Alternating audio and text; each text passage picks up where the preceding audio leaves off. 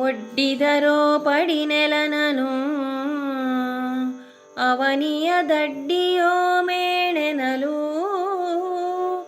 ಝಲ್ಲರಿಯೊಡ್ಡು ತಳಿತುದು ಚಮರಸಿ ಗುರಿಗಳ ಪತಾಕೆಯಲಿ ಅಡ್ಡ ಹಾಯ್ದ ಇನ ಕಿರಣ ಪವನನ ಖಡ್ಡತನ ನಗೆಯಾಯ್ತು ಕೌರವನೊಡ್ಡನಭಿವರ್ಣಿಸುವಡರಿಯೇನು ಜೀಯ ಕೇಳು ಕೇಳೆಂದ. ಮೂಗಿನ ಮೇಲೆ ಸುಣ್ಣದ ಪಟ್ಟೆಯನ್ನು ಬರೆಸಿಕೊಂಡು ಬಂದಿದ್ದ ಆ ಗೊಲ್ಲ, ಆ ಗೋವಳ ಉತ್ತರ ಕುಮಾರ ಕೇಳಿದ ಆ ಸೇನೆಯನ್ನ ವರ್ಣಿಸು, ಆ ಸೈನ್ಯ ಹೇಗಿತ್ತು ಅನ್ನುವುದನ್ನ ಹೇಳ್ತಿದ್ದಾನೆ. ಇನ್ನೂ ಒಂದು ಪದ್ಯದಲ್ಲಿ ಆತ ಅದರ ಅಗಾಧತೆಯನ್ನ ಹೇಳ್ತಾ ಇದ್ದಾನೆ. ಮೊದಲು ಒಂದು ಪದ್ಯದಲ್ಲಿ ಯಾರ್ಯಾರು ಬಂದಿದ್ರು, ಭೀಷ್ಮಾದಿಗಳು, ದ್ರೋಣಾದಿಗಳು ಹೀಗೆಲ್ಲ ಹೇಳ್ದ. ಇನ್ನೊಂದು ಪದ್ಯದಲ್ಲಿ ಆ ಸೇನೆಯಲ್ಲಿ ಹೇಗೆ ಆನೆಗಳು, ಕುದುರೆಗಳು, ರಥಗಳು, ಪದಾತಿಗಳೆಲ್ಲ ಇದ್ರು ಅಂತ ಹೇಳಿದ್ದ. ಈ ಪದ್ಯದಲ್ಲಿ ಅದರ ವಿಸ್ತಾರ ಹೇಗಿದೆ ಅನ್ನೋದನ್ನ ಹೇಳ್ತಾನೆ.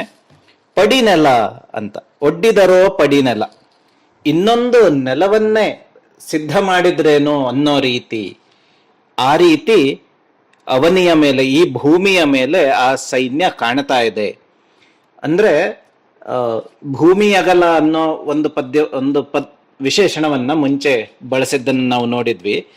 ಇದು ಹೇಗಂದ್ರೆ, ಆ ಸೈನ್ಯವನ್ನ ಸಮುದ್ರದ ಮೇಲೆ ನಿಲ್ಲಿಸಿದ್ರೆ ಇನ್ನೊಂದು ನೆಲವೇ ಆಗೋ ಹಾಗೆ, ಅಥವಾ ಬೇರೆ ಆಕಾಶದಲ್ಲಿ ನಿಲ್ಲಿಸಿದ್ರೆ ಇನ್ನೊಂದು ನೆಲವೇ ಅನ್ನೋ ರೀತಿ, ಅಥವಾ ಆ ಸೈನಿಕರ ಆ ರಥಗಳ ಕುದುರೆಗಳು ಒಟ್ಟೊಟ್ಟಿಗೆ ಹೇಗಿದ್ವು ಅಂದ್ರೆ ಅದರ ಮೇಲೆ, ಭೂಮಿಯ ಮೇಲೆ ನಡ್ಕೊಂಡು ಹೋಗೋ ರೀತಿಯಲ್ಲಿ ನಡ್ಕೊಂಡು ಹೋದ್ರು ಏನು ಬೀಳುವ ಸಾಧ್ಯತೆಯೇ ಇಲ್ಲ. ಯಾಕಂದ್ರೆ ಅಷ್ಟು ಒಂದಕ್ಕೊಂದು ಒತ್ತಿಕೊಂಡು ನಿಂತಿದ್ದಾರೆ. ಆ ರೀತಿ ವಿಸ್ತಾರವಾಗಿಯೂ ಇದೆ, ದಟ್ಟವಾಗಿಯೂ ಇದೆ. ಅಷ್ಟೊಂದು ಸೈನಿಕರಿದ್ದಾರೆ, ಅಂತಹ ಅಗಾಧತೆ ಇದೆ. ಅಲ್ಲಿ ಆ ಚಾಮರ, ಧ್ವಜಗಳು, ಆ ಬೀಸಣಿಗೆ, ಇವುಗಳ ಮಧ್ಯ ಸೂರ್ಯನ ನೆರಳು ಕೂಡ ಭೂಮಿಗೆ ತಾಕ್ತಾ ಇಲ್ಲ, ಗಾಳಿ ಕೂಡ ಬೀಸ್ತಿಲ್ಲ. ಏನೇ ಒಂದು ಎಳ್ಳನ್ನೋ ಅಕ್ಷತೆಗಳನ್ನೋ ಮರಳನ್ನೋ ನೀವು ಏನೇ ಎಸೆದ್ರು ಅದು ನೆಲಕ್ಕೆ ಬೀಳ್ತಿಲ್ಲ. ಅದೆಲ್ಲ ಆ ಸೈನಿಕರೇ ತಡೀತಿದ್ದಾರೆ, ಆ ಸೈನ್ಯವೇ ತಡೀತಿದೆ. ಅಂದ್ರೆ ಅಷ್ಟೊಂದು ದಟ್ಟ ಸಂಖ್ಯೆಯಲ್ಲಿ ನೆರೆದಿದ್ದಾರೆ, ತುಂಬಾ ಬೃಹತ್ತಾದ ಸೇನೆ. ಹಾಗಾಗಿ ಅದನ್ನ ನನಗೆ ವರ್ಣಿಸಕ್ಕೆ ಶಕ್ತಿ ಇಲ್ಲ ಅಂತ ಗೊಲ್ಲ ಹೇಳ್ತಾನೆ. ಇಲ್ಲಿ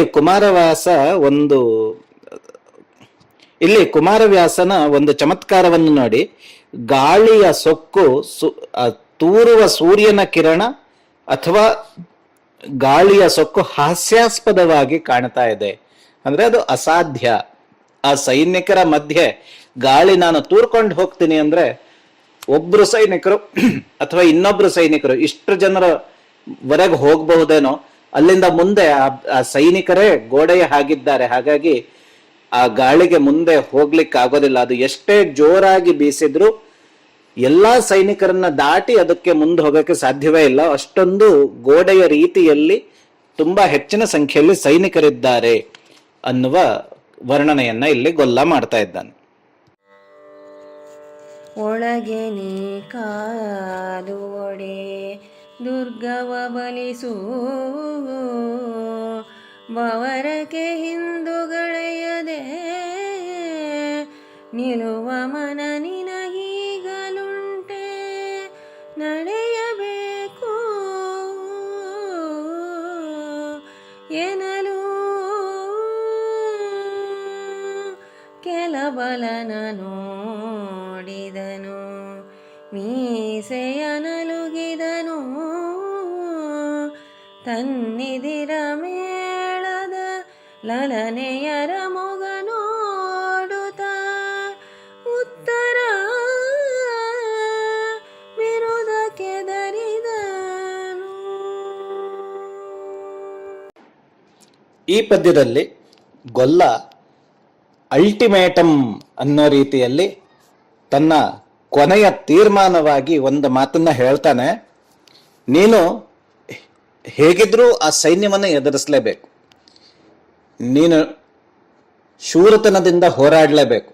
ಅದಿಲ್ಲ ಅಂದ್ರೆ ನಿನಗೆ ನಿನ್ನ ಅಳಿವೆ ಗತಿ, ನಿನ್ನ ಇರವು ಸಾಧ್ಯವಿಲ್ಲ. ಆದ್ರೆ ನಿನ್ನ ಹತ್ರ ಎರಡು ದಾರಿ ಇದೆ. ಒಳಗೆ ನೀ ಕಾದುವಡೆ, ನೀನು ನಮ್ಮ ಕೋಟೆಯ ಒಳಗಿಂದಲೇ ಇದ್ದು ಹೋರಾಡ್ತೀನಿ ಅಂತಾದ್ರೆ ದುರ್ಗವ ಬಲಿಸು, ಆ ದುರ್ಗವನ್ನ ಭದ್ರ ಮಾಡು.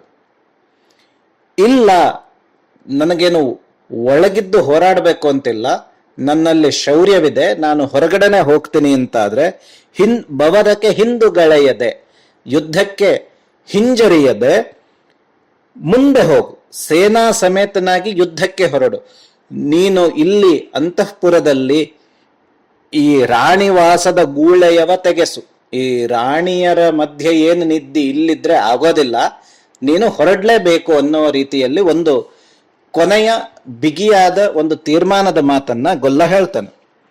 ಆಗ ಕೆಲಬಲನ ನೋಡಿದನು, ಮೀಸೆಯ ನಲುಗಿದನು, ತನ್ನಿದಿರ ಮೇಳದ ಲಲನೆಯರ ಮೊಗ ನೋಡುತ್ತಾ. ಈ ಉತ್ತರ ಕುಮಾರ ಏನಿದ್ದಾನೆ, ಆಗ ಅವನು ಜಂಬದಿಂದ ಎಡಕ್ಕೆ ಬಲಕ್ಕೆಲ್ಲ ನೋಡ್ತಾನೆ, ಮೀಸೆಯನ್ನ ಹುರಿ ಮಾಡ್ಕೊಳ್ತಾನೆ. ಅಲ್ಲಿದ್ದವ್ರು ಯಾರು? ಅಲ್ಲಿದ್ದವರೆಲ್ಲ ಮೇಳದ ವಿಲಾಸಿನಿಯರು ಅಥವಾ ಆ ಲಲನೆಯರು.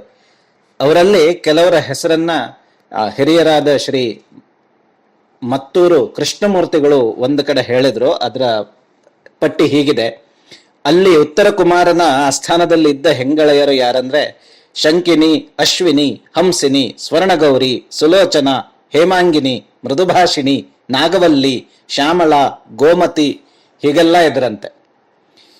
ಇವನು ಅವರೆದುರುಗಡೆ ಹೇಗಿದ್ರು ಬಡಾಯಿ ಕೊಚ್ಚುವ ಶೂರನೇ ತಾನೆ.